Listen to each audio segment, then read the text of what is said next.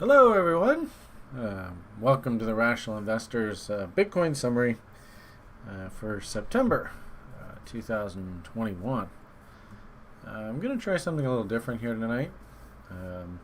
See if I can give you a nice overview of number one levels and where I think Bitcoin is technically pointed here over the short term. But also too, talk to you a little bit about how I use different indicators to give me an idea, and how I'd go through the process of giving a succinct Bitcoin technical review. So we'll see what kind of trouble we'll get into here tonight. My name is Brian Beamish. I'm one of the principals here over at this site we call therationalinvestor.com. There's the address. And of course, some people call me the rational investor. Who knows? But we'll leave that for another day. Point is, we are here, September 2021. Interesting crossroads for Bitcoin here, I think, over the next little while. Also, too, we're heading into a tumultuous time of year for investing anyway, so not a bad idea. Maybe we'll make it a habit coming out of the Labor Day weekend, this sort of seasonal pivot. Maybe we'll make a habit of doing one of these overview videos going forward. So without further ado, let's get on to the charts. There's your current view, and a site that I'm going to use to help us do some technical analysis is called tradingview.com, if you've never seen it before. I think what I'm going to do here is I'm going to start off with almost like, this is the end image that most people start with, but to actually get here, we're going to have to take a step back. You can see that this is even a weekly chart. I might even suggest that we maybe even start our analysis on a monthly basis. And then also too, what I'm going to do is I'm going to add in all sort of my preferred indicators, what I like to use to give measurements, and then we'll try and walk down the charts. So we'll start at the highest time frame, sort of come up with a commentary, and hopefully we can translate the levels down into lower time frames, and you can sort of see how I would come up with key pivot high and lows to consider going forward. So here we are, monthly price chart, Bitcoin. I think probably the easiest thing for us to do in this kind of situation is use a generic price quote for Bitcoin. I've been following Stamp now for, better part of I guess 7 or 8 years at least. So I'll leave the various exchange choices you have, where you're going to do your analysis, where you're going to do your trading, up to you. But we'll work off of the Stamp price quote here for Bitcoin versus US dollars. On a site like TradingView, you can actually create like technical templates for how you like to analyze the market, and as you can see over the years, I've built a lot of templates. I think the most recent one that I'm using, summer 21. That sounds about right. There we go.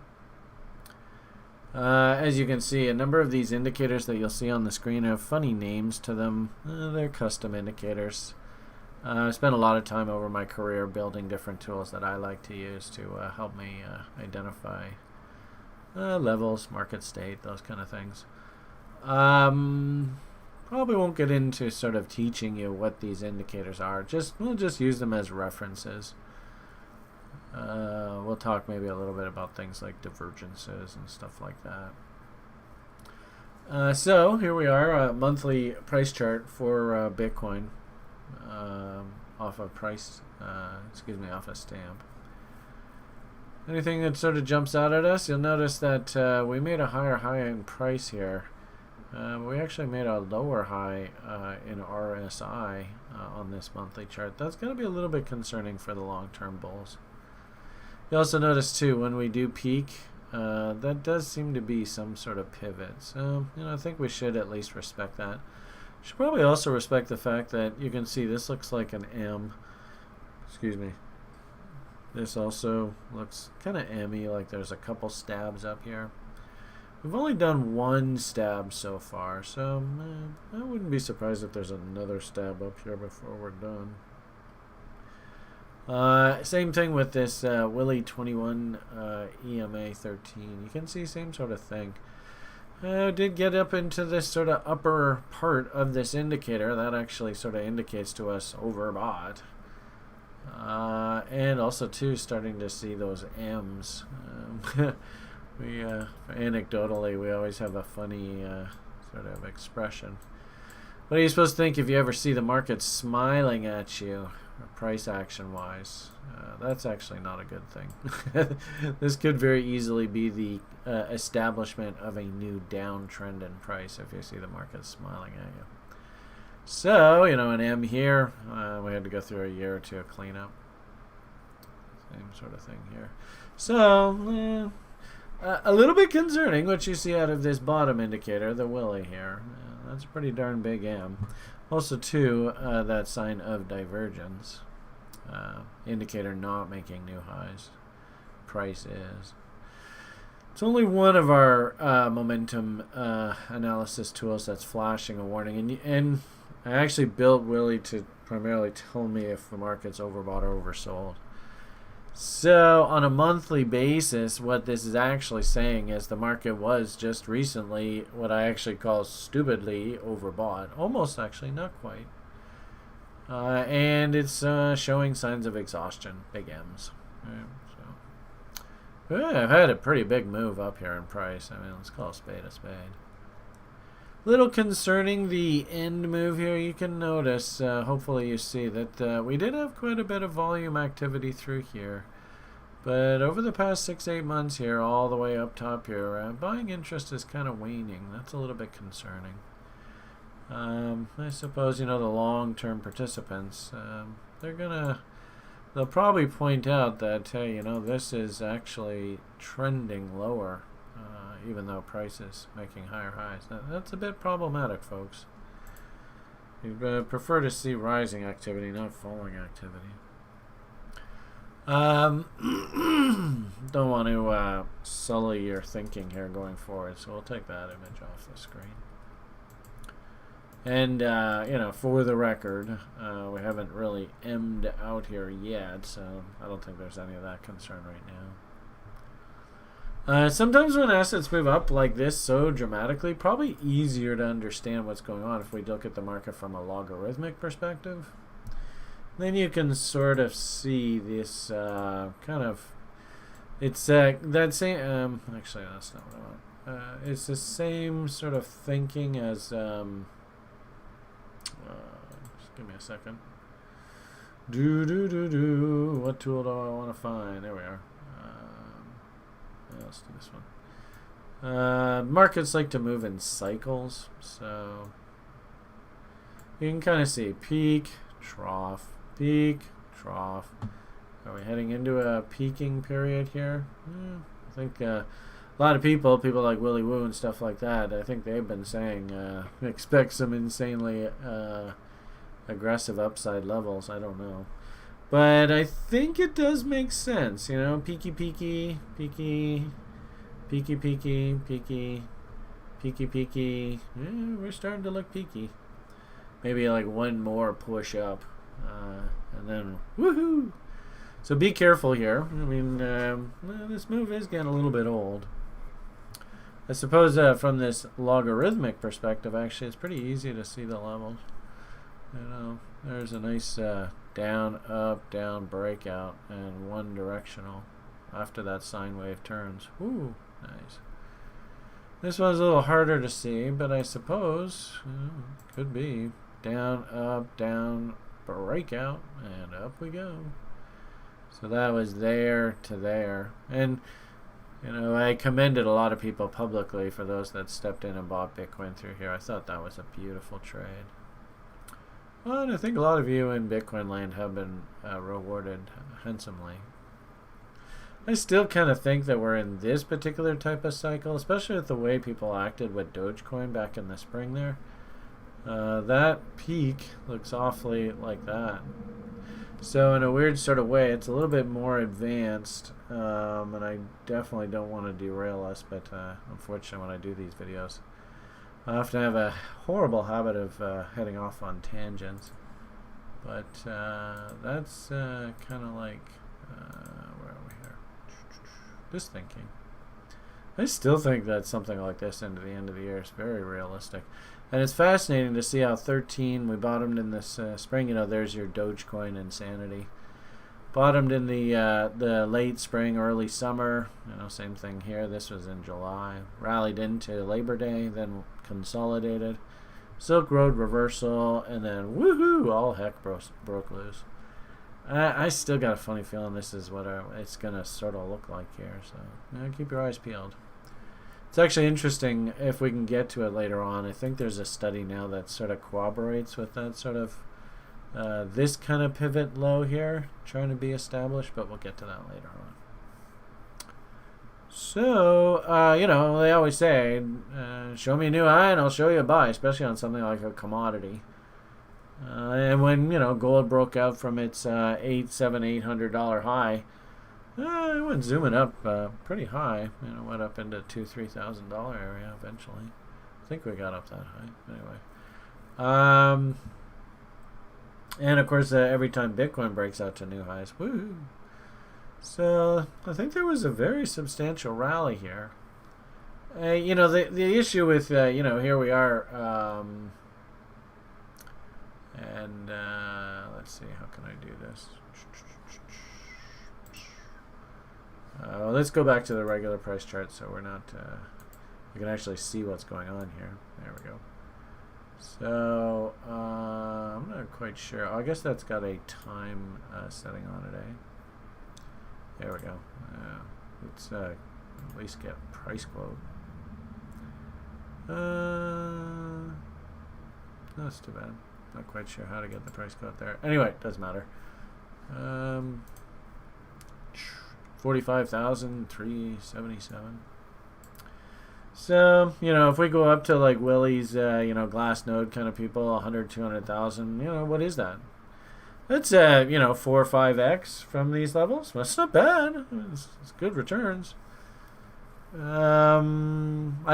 not going to be like the 100x move from here, right? So I still think there's money to be made to the upside. It's just this feels more like we're coming, you know, and now we look at that chart from a regular price quote perspective, kind of like what the CME boys see.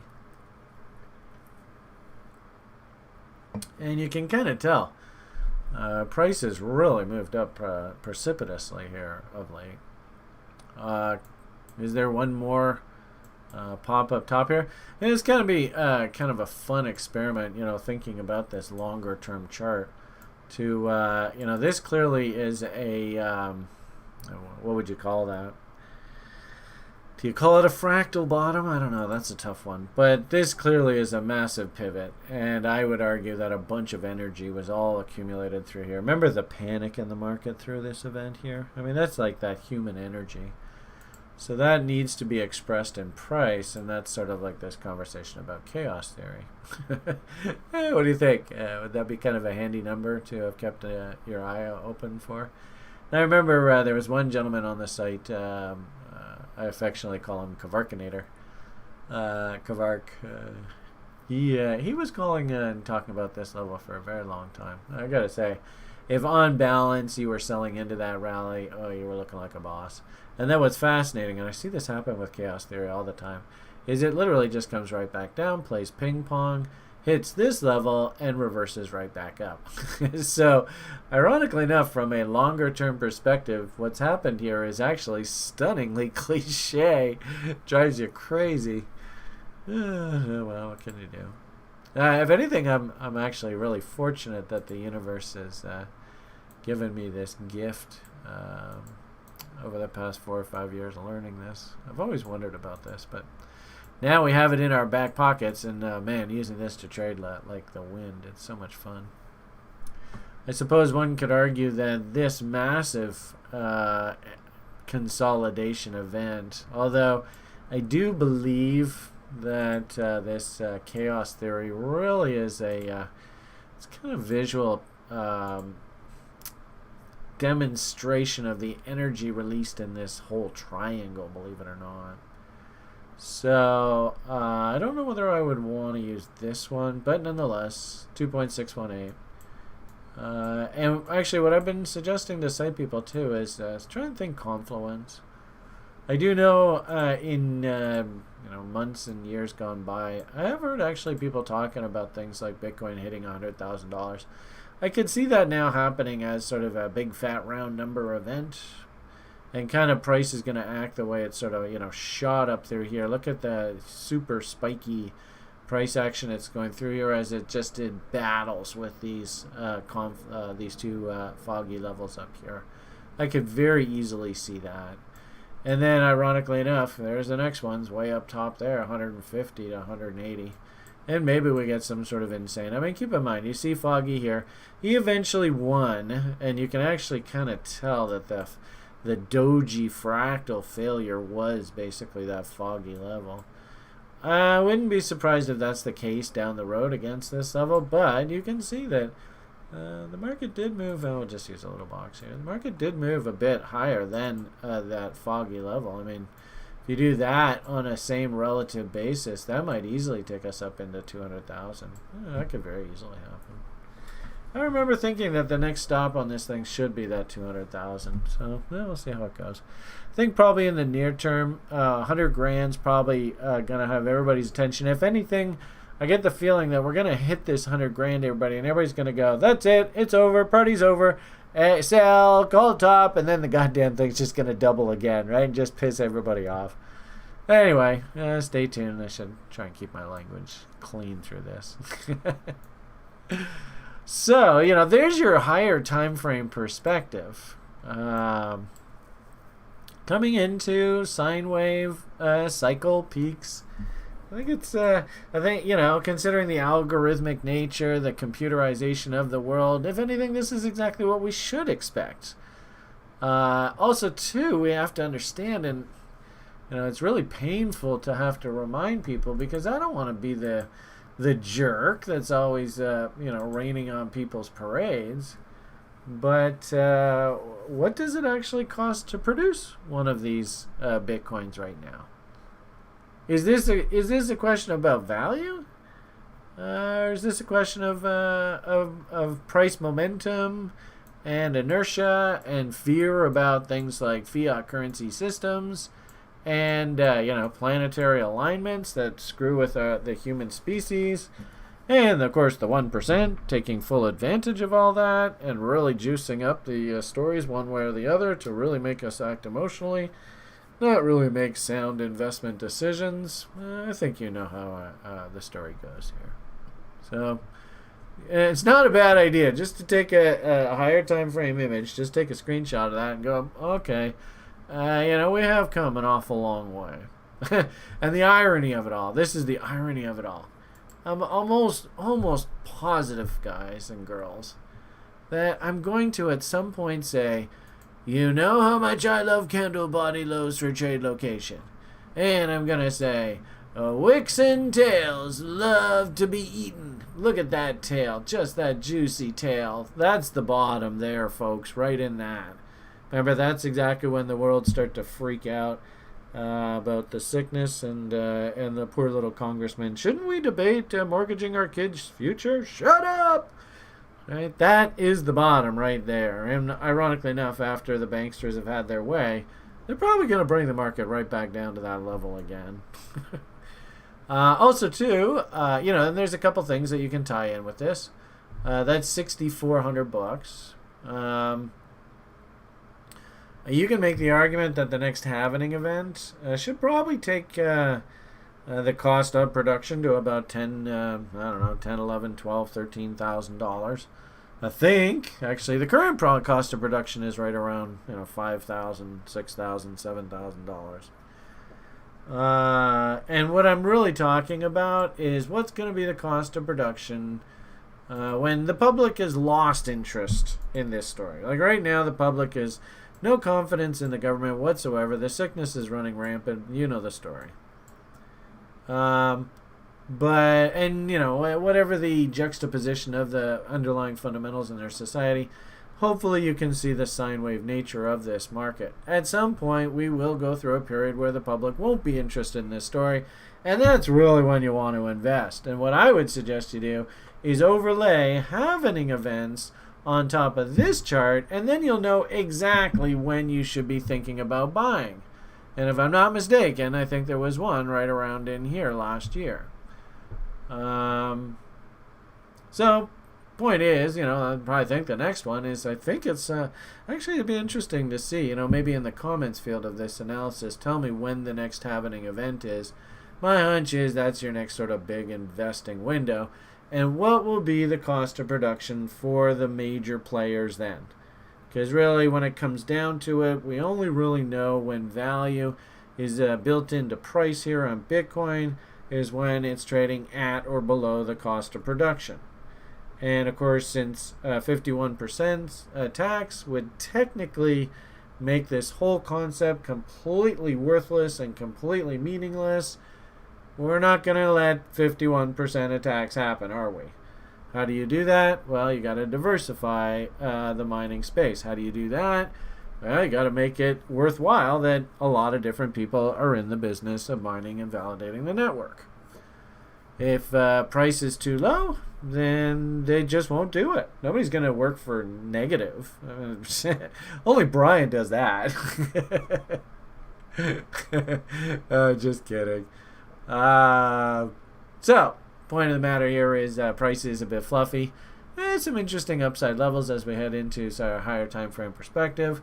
Exactly where the hell the top on this thing is, oh god, that's a guess. And what's so cool, of course, we've got some foggy levels to give us levels to work with. I suppose if we can go and W out here, we should probably start drawing more foggy levels off of this consolidation. So we can start thinking again. What I like everybody to do is think confluence. So here, notice 4669 up at 198, 688, 179, 1688, 279. There seems to be a heck of a lot of cluster of these things up in this area. And then, of course, 2.618 we just talked about, which I like the idea that this thing takes a run up and tags big fat round number, 100 Gs. I hear everybody in the public talking about it, so I think that's exactly what's going to happen here. Ironically enough, people are going to say, that's it, it's done. And there's one more insane push higher. And everybody is sold at 80, 90 Gs and says that's it. They're left going, oh, man. But that's conjecture. I want to try and keep this to some actual half-decent TA here for you. Interesting. Just noticed this as well. It looks to me like we have a bull, A, B.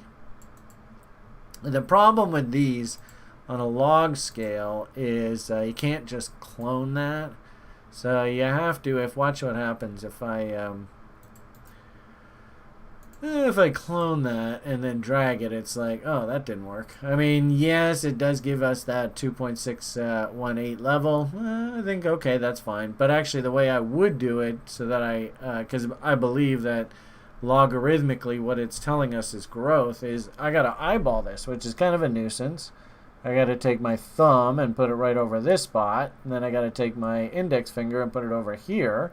Then I got to drag my thumb up to here, and then I got to drag the line up to my index finger, which is about there. And lo and behold, look at that. That's $346,000. I've said kind of comically, but in seriousness, because, hey, my son needs a goddamn house. I mean, he's low functioning. I don't want him living in a cupboard that the state's going to put him in. God bless the state. They've helped me immensely. I got nothing to complain about, trust me. But I should man up and buy my son a house so he has a good place to live for the rest of his life. But point here is, if we do get this, I'm going house shopping. The only problem is, what's a house going to cost you? $1 million? $2 million? Anyway, so in a weird sort of way, that's actually definitely on the table for me into this crazy cycle peak. I don't know what this is going to look like, but you can even see this past sine wave. Look at it, just total face rip up. This sine wave is actually, you can see the actual sine wave exhausted itself a little bit after the actual top. And it's interesting, right? Because that was on that CME event, but gee whiz, I sure remember there was a ton of interest in the space all through this period.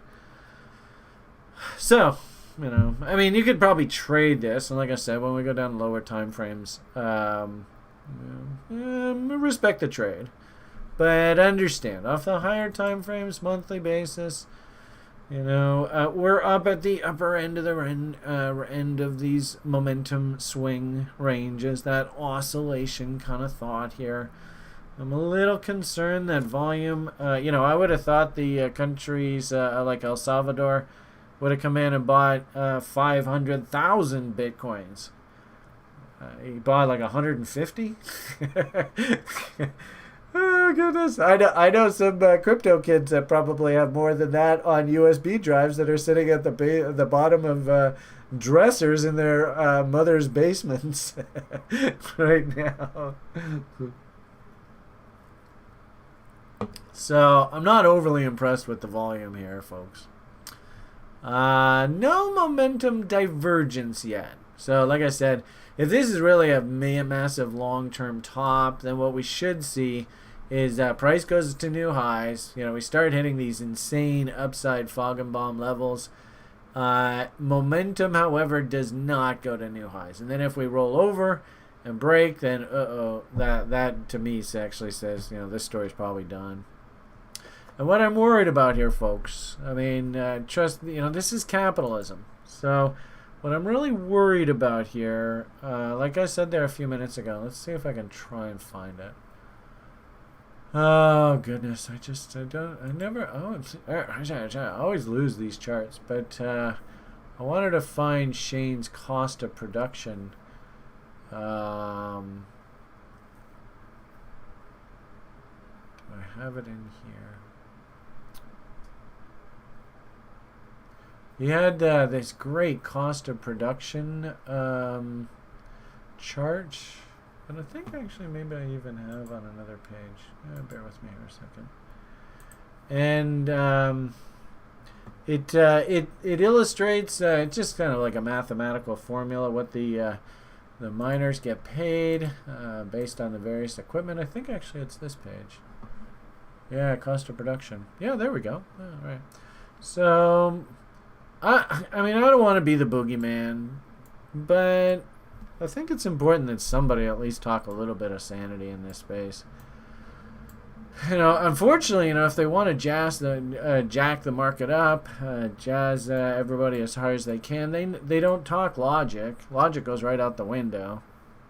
If this is the high, interestingly enough, you can see on a long-term basis, this is my technical buying zone. You know how much I love 78.6s. Remember I said there a few minutes ago that really I would not be surprised, especially off of that monthly chart that we just looked at. I would not be surprised if we have to go back down candle bodies, lowest or trade location. Wicks and tails like to be eaten. What I just said there a few minutes ago about that level right there. Right? You can actually see, I mean, this is what kills you about this. As you can see, the S17s, they actually would still be profitable if we went down to that level. And you can see the S19s, that's these guys, they'd actually be at break even. So remember, this is what's important about keeping the Bitcoin network alive and operating and doing what Bitcoin was supposed to do. Be that impartial, third-party ledger, no bias, no special interest to dilute the purchasing power of the unit that you borrowed or lent against. There's no conflict of interest. It's just there, just doing its thing, block after block after block. But it can only happen as long as price stays above these levels. So don't kid yourself, everybody. Come on. What I'm really worried about here is, I'm a big believer in long-term cycles. And I definitely think we just went through a massive long-term cycle. sort of transitioning from the baby boomer fear part of the economy. You've heard me talk lots about this in the past. And Klaus and his global reset. You could argue that there was an event in world history that was basically a global reset at almost exactly the same part of the cycle. Long-term, 100-year cycles. They called it Bretton Woods, and it was basically a Klaus's global reset. And I would argue that the world's risk assets and basically equity ownership, value of assets, it actually is mirroring generations gone by. There's no difference here. The human species is exactly the same today as it was 100 years ago, as it was 500 years ago, as it was 1,000 years ago. Yes, we have technology, which sadly I think is going to make the 1%'s job of controlling us all a lot easier. But as I tell my students, there's nothing you can do about that. What you can do, though, is you can plan and you can take advantage of this technology, and you can have yourself acting like the institutions and make tons and tons of money playing off of the public's ignorance and, frankly, stupidity. So, that's sort of, the very cut and dry, wow, that's a capitalist statement. I mean, let's not kid ourselves here. This is ruthless stuff that they're doing to us here. All I ask my students to do is just play with open eyes, right? Just don't bury your head in the sand. Okay, back to the story. Considering those long-term cycle pivots, Bretton Woods, our sort of world's collective loss of faith of a U.S. dollar hegemony system, blah blah blah blah blah. I watched a really interesting video today on milkshake theory. So how the post sort of, I guess, Nixon shock, then into the petrodollar kind of system seems to be almost like a vortex right now. And, little countries like El Salvador are trying to break the model. Good luck. I don't know whether they can or not. If like I said, I tell my students, don't fight that stuff. Just acknowledge it and then trade with it. Coming in heavy on the long side of Bitcoin right now, knowing that this thing loves to bottom around cost of production time, I don't know whether that's really smart investing. I mean, maybe Mr. El Salvador, Costa Rica, whatever the country was, maybe they need to invest in some half-decent cryptocurrency traders. Because there are a lot of really, really good traders that even we educate. And actually, that reminds me, there's a site member who's actually looking for cryptocurrency fund managers, and he's mining TRI people, which is great. And then we have another. Oh god, I could go on and on. But okay, back to the analysis. Okay, so there's sort of your higher time frame, weekly or actually monthly perspective. Let's now, for fun, let's drill down to a medium time frame perspective. See if we get any further sort of help as to what's going on here. And now, instead of working off the monthly chart, you notice I duplicated that. So we'll keep the monthly chart, the weekly chart, then we'll go down to the daily, then we'll go down to 4 hour or something. Maybe I'll leave it at that for today. So you notice tools don't change. The great part about technical analysis and the idea of price action is the universe works in a fractal manner. So not to get too far off, but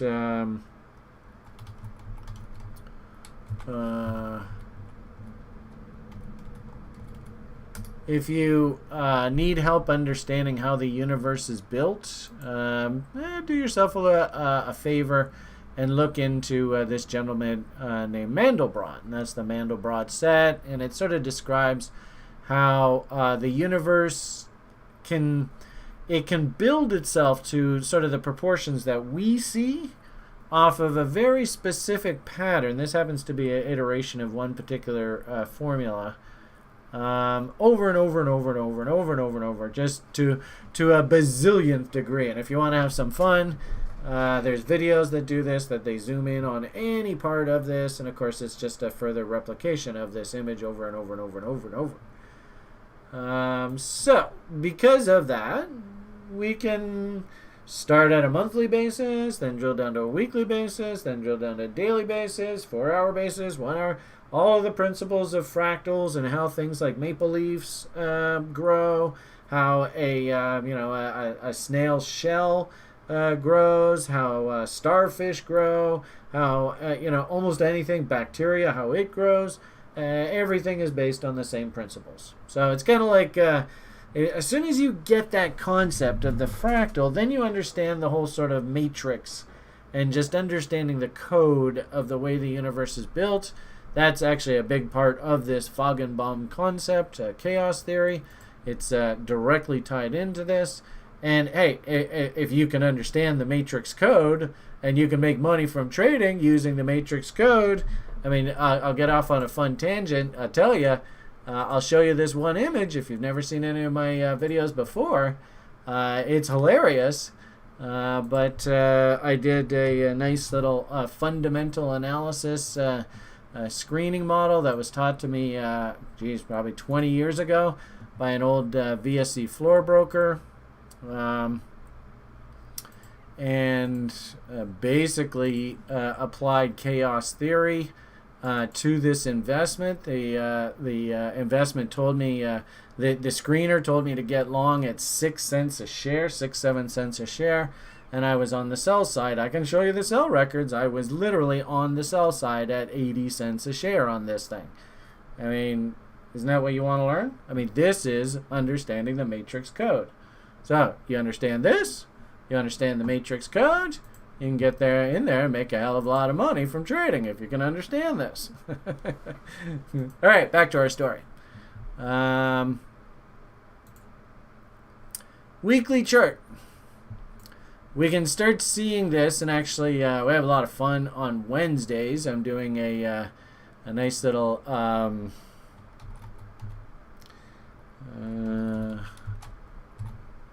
video with a couple site members just for fun, working with and actually the three of them are different level students through the program, so it's really cool to watch sort of their individual maturation.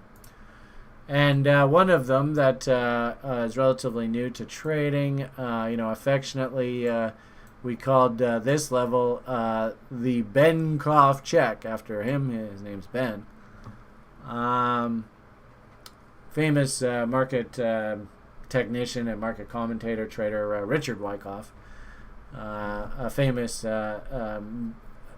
axiom of his, and really you can kind of see it in previous bulls. In fact, the bottom that I talked about that I was so impressed, one site member very publicly said that he went in and bought Bitcoin through this level, and I extol him. I think he's just an absolute gem of a person. So I love the fact that he was able to. That's sort of that same kind of concept. There's Mr. Wyckoff check right there of that original W. So that's sort of what that line is there.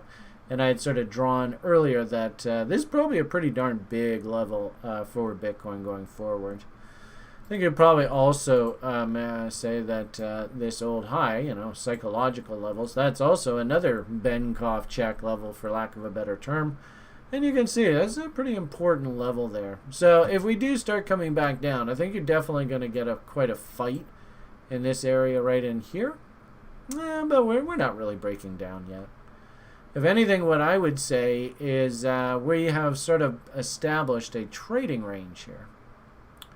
And interestingly enough, we have one site member who's off a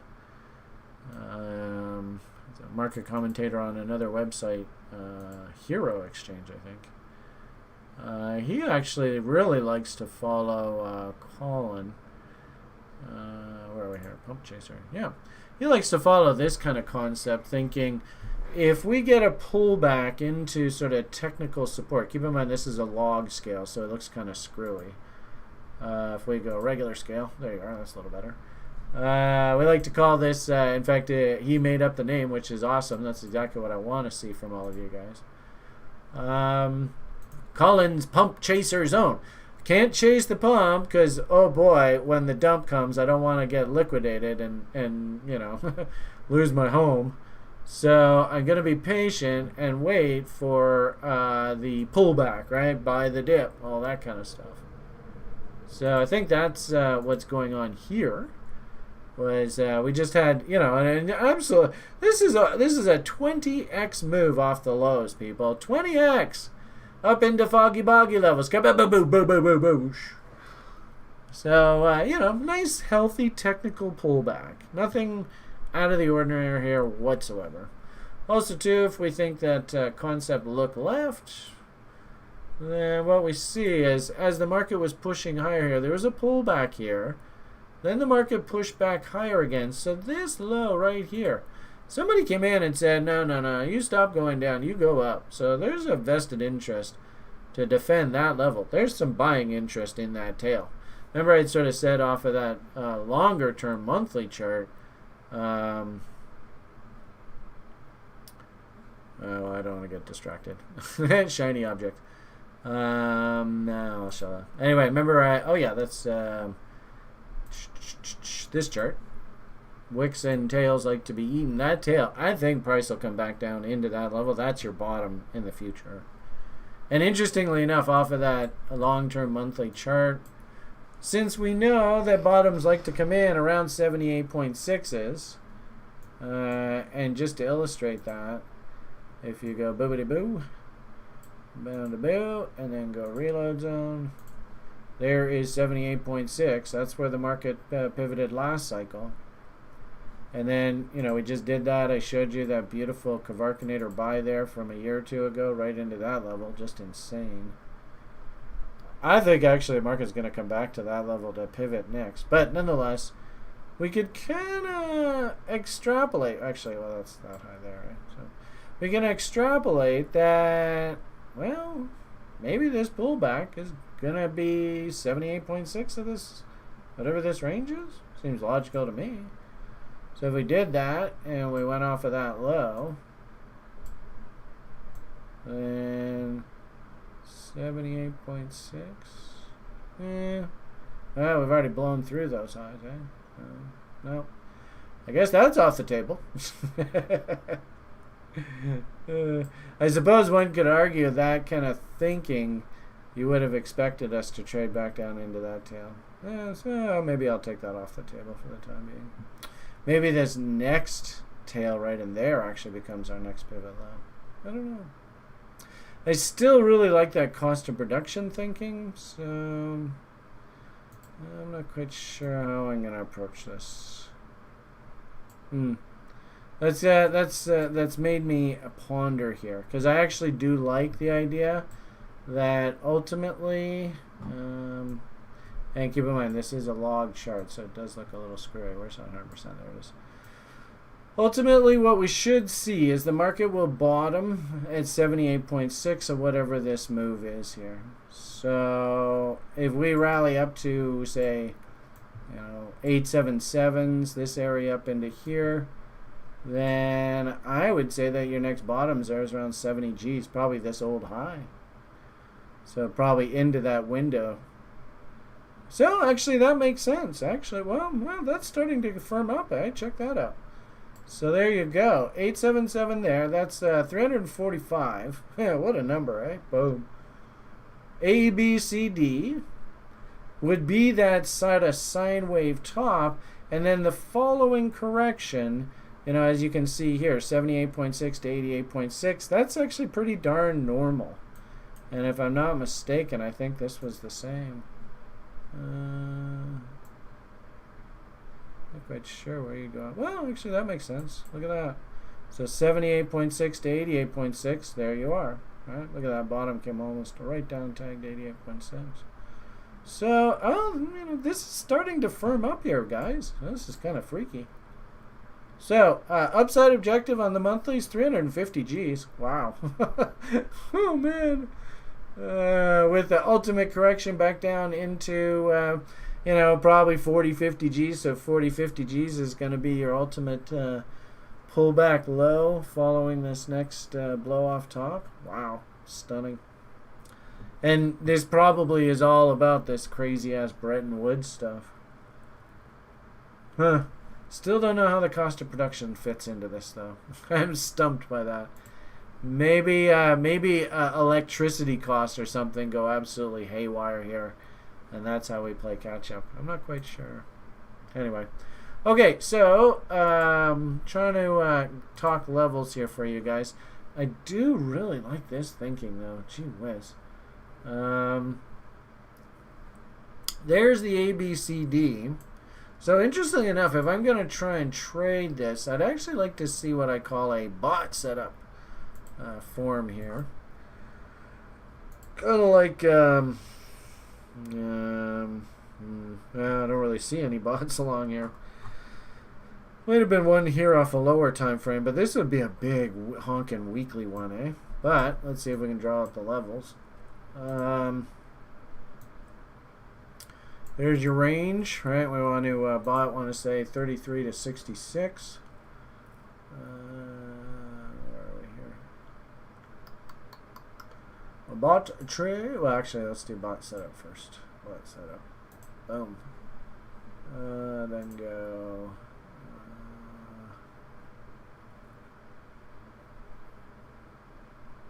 What do I want to do here? Settings. You can see I need to get a drink of water. I don't know how long I've been blabbing away here, but I hope you guys enjoy this. Okay, reverse that. So 33 to 66. So you can see we didn't go beyond that. That's a good sign. Came into Collins' pump chaser zone. Of course, rallied away from that. There's a cute little trade down in here, no doubt. Rallied back up into the top end of the range, and as I sort of started this conversation off when we got to this weekly chart originally, kind of think that we're kind of doing something like this, right? And you could do the whole spiral and stuff, but you know, it takes a long time to build all that. So I won't go into that right now, but we should probably try and figure out what 50% of that range is, and that's probably your consolidation zone. Also, too, I wouldn't be surprised. You know, a lot of our sort of 2013-14 bull market comparisons are looking for some sort of insane dump here at the end of September, October. And something kind of jumped out at me. I was building this other chart and working off of it for a while.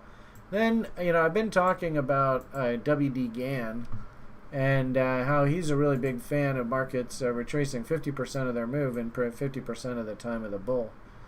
So there's the bull run. There's the low from March all the way up to our peak here last April.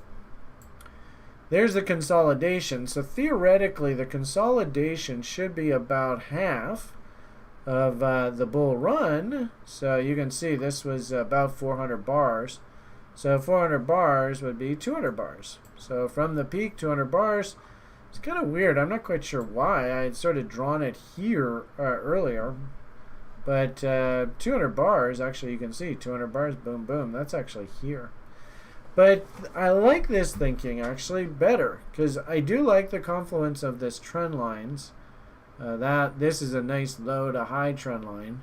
I mean, if you're not a fan of high to low, low to high trend lines, let me introduce you to this high to low trend line, because it's basically defined support and resistance for the past month and a half off of the corn here. It's quite remarkable. So I do believe that this low to high trend line is going to come into play, and then the original downtrend line off of the top. Actually, I have a rule that says that we really don't want to take a trade just on the initial break through a trend line here like this. You don't really want to take this trade here because you don't know where key support is. Key support might actually be us walking down this trend line from the other side. I've seen that happen so many times in my career. So it took me like literally a decade to learn, for God's sakes, do not take the trade right here. Now, I mean, this is going to drive you crazy because you're going to look at this and you're going to go, well, Brian, but if I had bought this breakout here, look at it, went up and up and up and up, and I could have taken profits all along here and I would have looked like a genius. And you're right. You know, I'm not going to argue that with you. It's just I've just, you know, and this is in a weird sort of way. You know, number one, technical analysis is more of an art form than a science. You're never going to find something that's 100% always this, because as soon as that happens, this is all about money. Some people is going to take advantage of that information.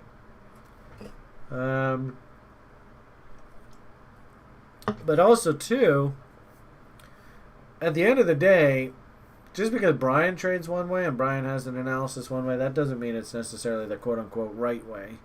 I mean, there are industry conventions. Conventions? Yeah, I think that's the right word. That you should follow. And I, generally speaking, I think I have a pretty good head for it. But I'm not 100% bulletproof. And I, in fact, in my plan, I even build in that I'm going to be wrong 33% of the time, at least.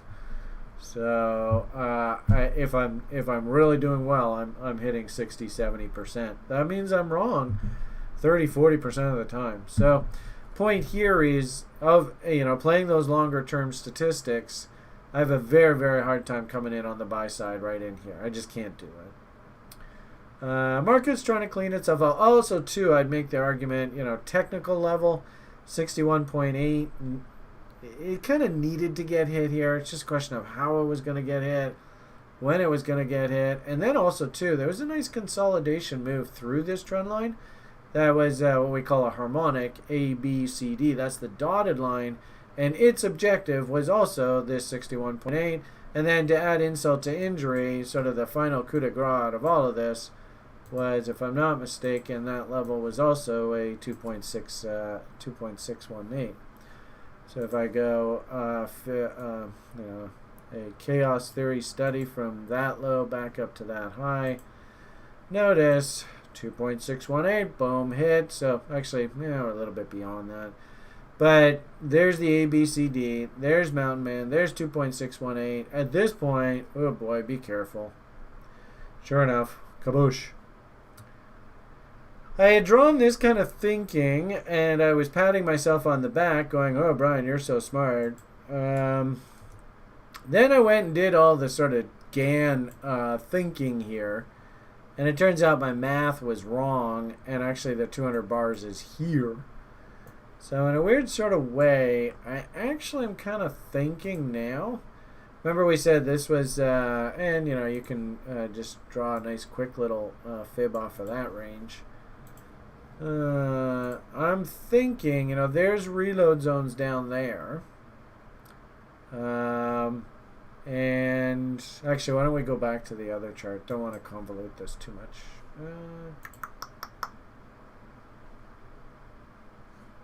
There. Okay, better we work off this chart. It's cleaner. So there's Collins' pump chaser zone in here. And it kind of buffered price. We often say you really actually should expect the market to come back to 38.2s at any given point in time. Don't chase, don't chase, don't chase, right?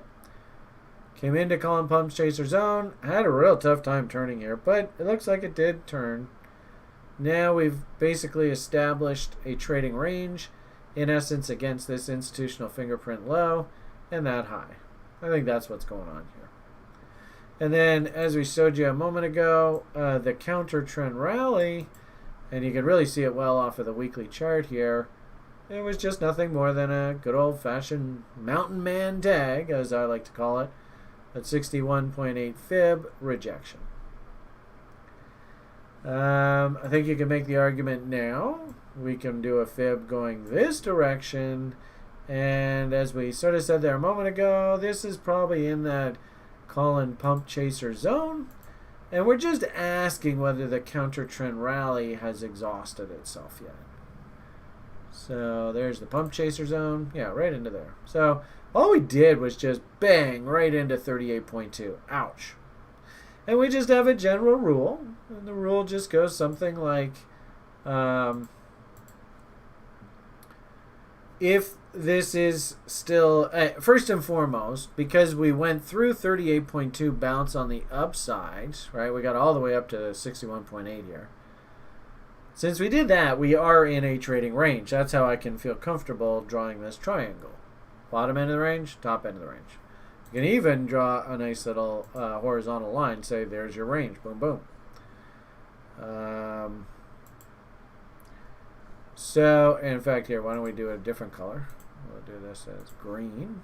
So we'll just call green your current trading range. So within this range, top end of the range, I always like to say if you have red boxes, then probably refrain from buying. It's probably not the best place to buy. But conversely, calling pump chaser zone, kind of middle of the range here right now. I'm not going to say we've bottomed. This is kind of just like, well, I don't want to chase. And all these guys say don't chase. I'm not going to buy in a red zone. But I think this is nothing more than just a pullback within a bull run, and I want to try and sneak my way in. So you can use call and pump chaser zone for that. And you can identify this and then maybe drill down when we get down to the lower time frames. We can maybe start hunting for things like divergence, bullish divergence, and momentum down here. W's, that kind of thing to frame your entry to get in. Probably the easiest way I would look at this is, remember I'm a big fan of this setup called the bot, and remember we mapped out a massive one that could fire, and we'll talk about those levels in a bit. But just even within this range, you can ask yourself here in this short term,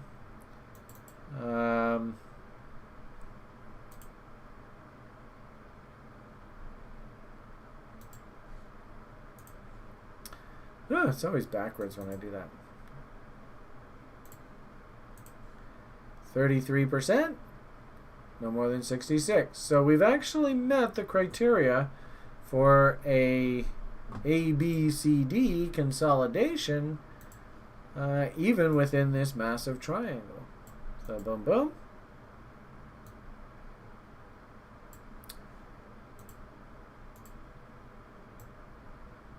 Boom, boom.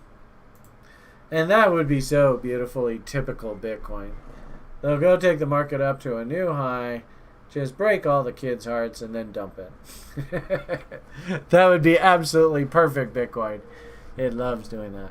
I would say, though, if we do get this movement, my hunch is you'll get just a quick consolidation here, and then we actually kick in this move that I'm actually expecting down the road. So we'll see how it goes, right? I always tell people, don't predict what's going to happen, just react, because that's all you can do as a trader. You start getting into the business of predicting what's going to happen, and then, oh boy, all hell's going to break loose, because one day you'll be wrong and you'll look like a fool, and that's the end. Could potentially be the end of your career.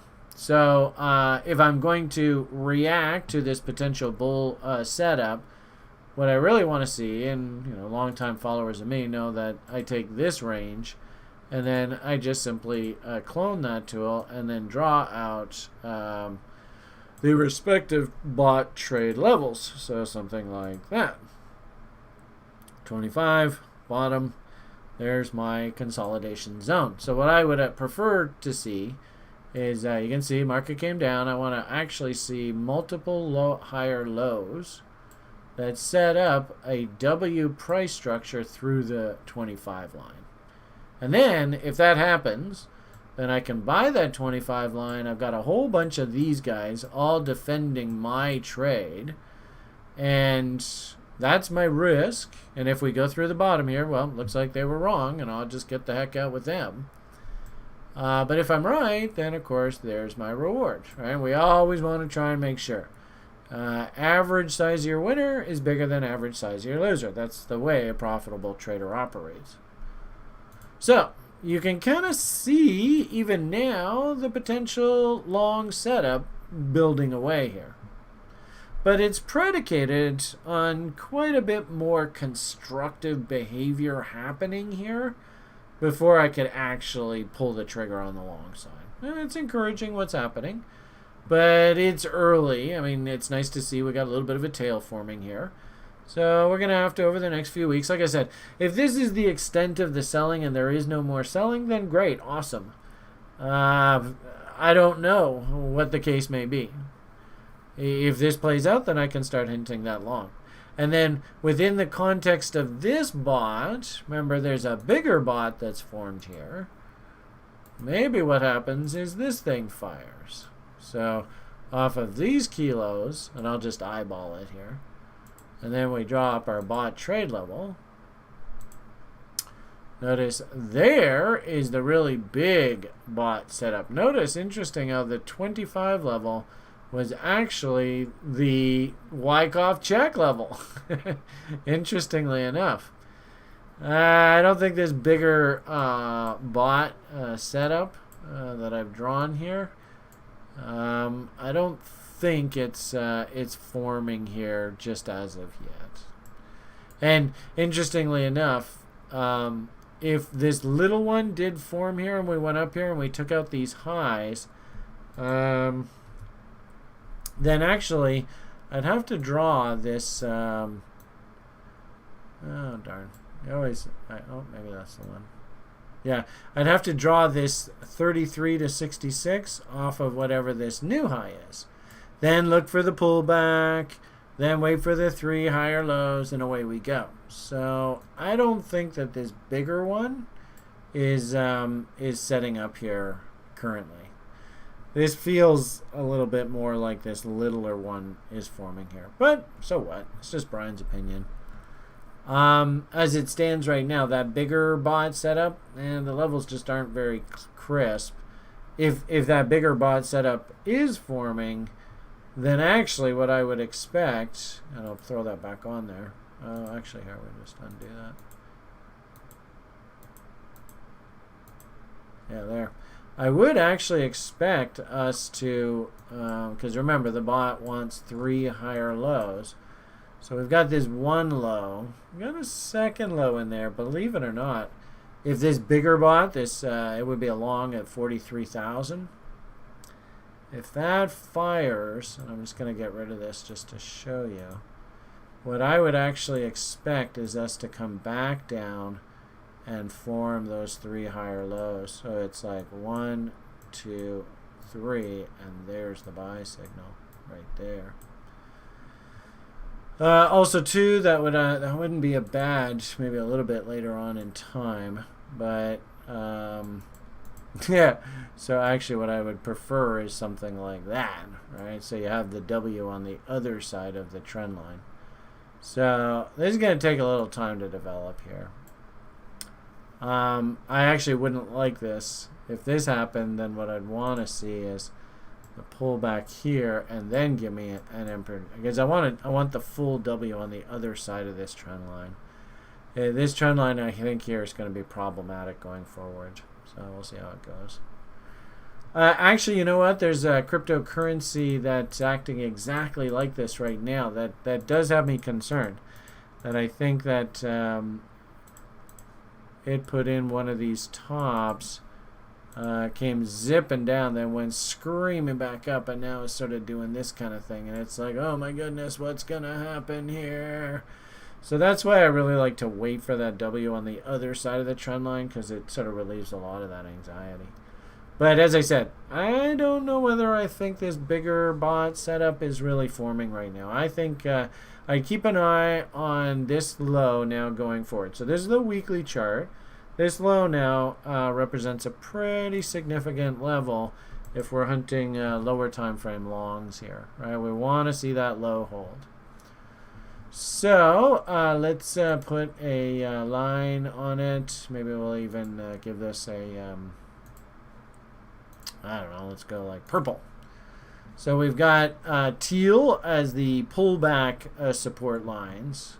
We've got green representing the weekly trading range, and then we have we could probably even use this recent high now. This purple is now going to be sort of our daily hunting zone in here. Yeah, okay, so let's go. There's our monthly chart. Now we have our weekly chart. And let's go 3.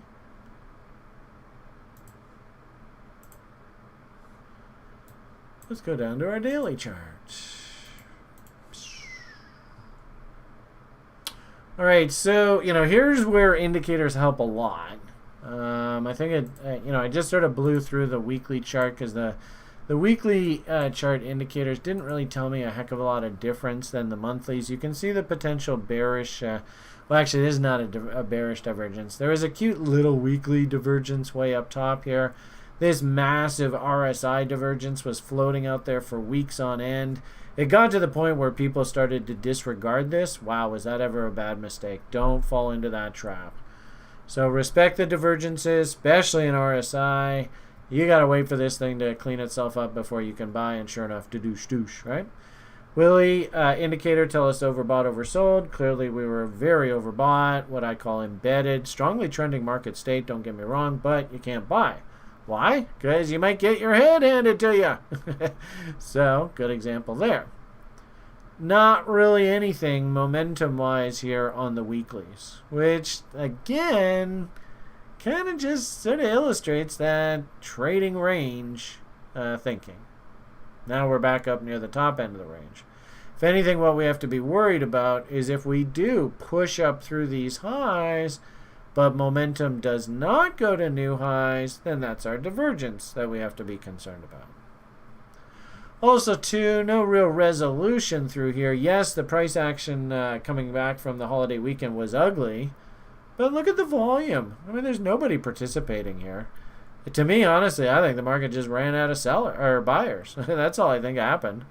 People came back from the weekend and went, holy geez, $50,000 Bitcoin? Hit that sell button. Anyway. Okay, so down to the dailies. And actually, this is where you really see the power of the indicators. Again, huge, and this is now following that spring event. This is coming back from the summer break. Look at the divergence. Ay. You got no business coming in on the buy side through this. Remember I had shown you off of, I don't know whether it was a daily chart or whether it was like an hourly. Oh, yes, daily. So there's that A, B, C, D. That was a pretty important technical objective. There is that mountain man level. I don't really like taking trades on breaks of trend lines. And interesting enough, here we are pretty much back around that same level. If the market actually can go and W out here and through Collins pump chaser zone, well, rock and roll. But that's a big if, right? Big if.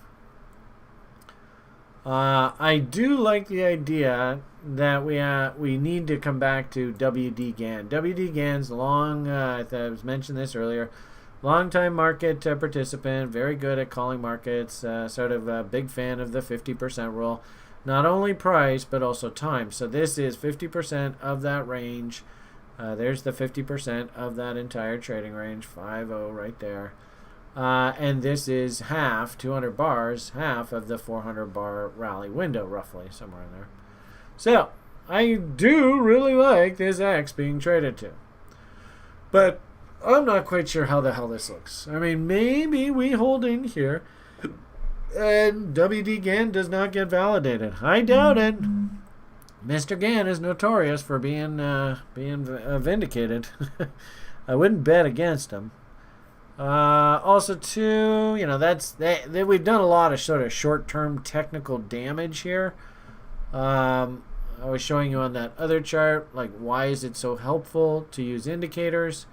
You can clearly see, again, the Willie indicator, overbought, oversold. This indicator was telling you explicitly, do not buy here. Don't buy it. Just don't buy it. Why are you buying? Don't buy. And then, of course, I'm a big fan of the MACD histogram.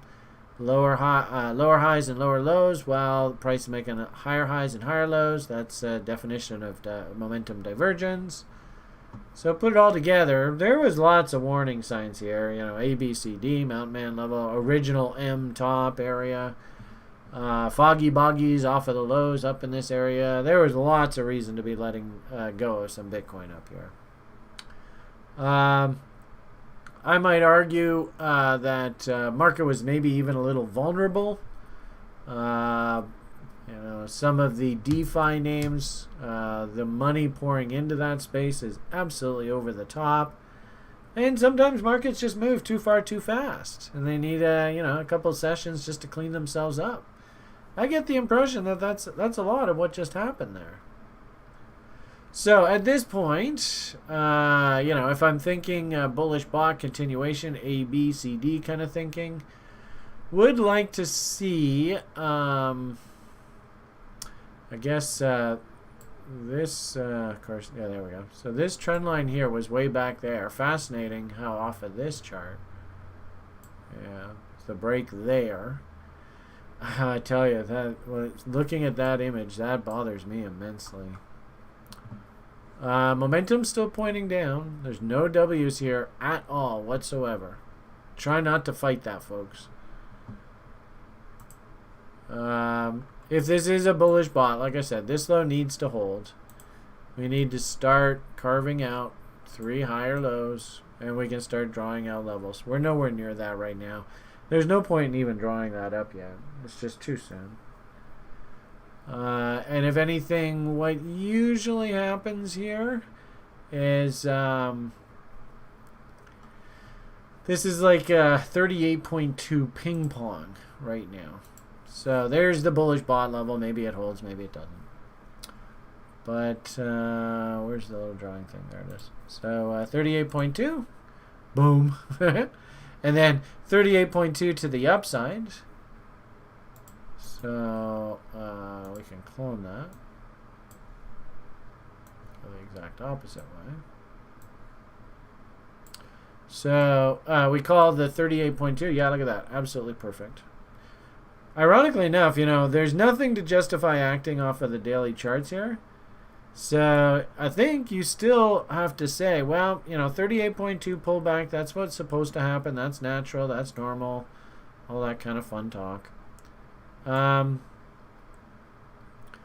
Then the dead cat bounce off of the flush out dump, that's 38.2.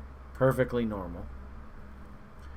Since there's nothing we can actually do here off of the daily chart, really, I think you probably have to leave the analysis at that. And what I might argue is, if we do, and this is awfully steep, so sorry for the crude drawing, but if we do A, B, C, D out to the downside, then that's a move down to there. So that sets up, and really this makes sense as well, because there's this is the POC, this is the point of control. There's probably a liquidity pool right underneath all these stops, and then we went after the stops, blah, blah, blah, blah, blah. And notice A, B, C, D. So that really speaks to sort of like the hourly trader. I don't think we need to go into that in this video. And then conversely, if this actually is a bottom, then we should see a W start to form in here, and then that would start laying the groundwork that this is a bot, right? But it's just way too early to start thinking that. We go bot trade, right? Yeah. So you can see 38.2. It's actually met the criteria for the dead cat bounce. There is the bot level. If this thing starts to start looking like that, well, the bulls can start hunting, but this is going to take some time to develop, no doubt about it. So I think there's your levels. And I kind of like this thinking here, because usually markets move in 2 waves. That's where you get that A, B, C, D concept. Kind of like what here, A, B, C, D. Remember, Mountain Man had to get tagged, all that. And ironically enough, what do you think the odds are that if we draw the fib going down, that this is the Mountain Man level of that entire range? I'd say probably pretty good. Let's see. Survey says... where is he? There he is. Boom. Look at that. So now you can start to see the levels start to congeal here off the dailies. And I think I would actually prefer this as our trade location to be hunting going forward. I prefer that area. So I think if anything, what I would want to see here just in the short term is actually that. And then we get the bot, sets up something like that. That would actually make me feel better. And it would give me a nice... come on, you. it would actually give me a really nice Gartley pattern to work with. Since it's close to Gartley. But I would like to see, that would actually be a really nice harmonic pattern, something like that. So that's what I'm kind of thinking here going forward. So let's see how the next few sessions act. And I don't really think that there's really any, the problem here is that if you look at the internals, they do not support rally. We just made new lows. We're below Bollinger Band here, so if anything, Stewart's probably going, wow, they're puking out. If they can jump back into the Bollinger Band, well, then maybe we've got some sort of bottom to work with. And I kind of like that thinking, too. It's just a question of we're below the band right now. We have not jumped back into the band. There's no buying interest here whatsoever, but they usually say don't short a dull market as well. So if anything, following the money flow, we probably just keep your eyes peeled for, does this W out or does this go and M out and break down? Notice here the bears did a wake up. Right? They're kind of like, hey, we're here, but they didn't take out that high, and of course they didn't go anywhere near that high. So you might find that actually the bears might fall back asleep if we do a bar less than this bar right here on a daily basis. What is that? 693 coins on a down day. So keep your eyes peeled for that. And for the bulls, you'd really like to see, we want to see a nice green bar, above these levels here. That would probably push the OBV back up into bull territory. And then, all right, there's no breakdown anytime soon. So right now, I think everybody's just sort of waiting. We're waiting for Godot here. Somebody's got to say something. Okay, so that's monthly levels. That gives you some stuff to chew on. Weekly levels, I think that gives you some stuff to chew on. And then daily, I think we've given you some good levels to work with here. Don't think we need to be in a big hurry to call bottoms here, folks. I just don't see it. But let's see how this develops over the next few weeks. This is actually going out well into October, November. And also, too, keep in mind that actually what I really like to see is this. So if you see this yellow price pattern, notice we had the break. So big run up, big break, then sideways, sideways, sideways, sideways, sideways, and then final capitulation to finish the move, and then straight move up. So this is actually where I would almost be willing to say you are right here, right now, right there. So that's probably what our our next few months, a couple months, if anything, looks like. And remember, folks, September, October, they're not good months in the market. This is not the time to go out and expect to make $1 bazillion on the long side. If you do make $1 bazillion on the long side through September, count yourself pretty darn lucky, because it doesn't usually happen. So. Okay, why don't we leave the video at that? Sure hope I've given you some food for thought. There were a few people on the site asking if I could do a little bit more in-depth analysis. We went monthly, weekly, daily there. I don't think I really need to look any lower. You get a pretty good idea what I'm thinking here. And we'll leave it at that. All right, have yourselves a great day. PMA for the win. All the best. RationalInvestor.com. New school term starts soon. If you feel like joining us, awesome. All right, have yourselves a great day. All the best, and bye for now.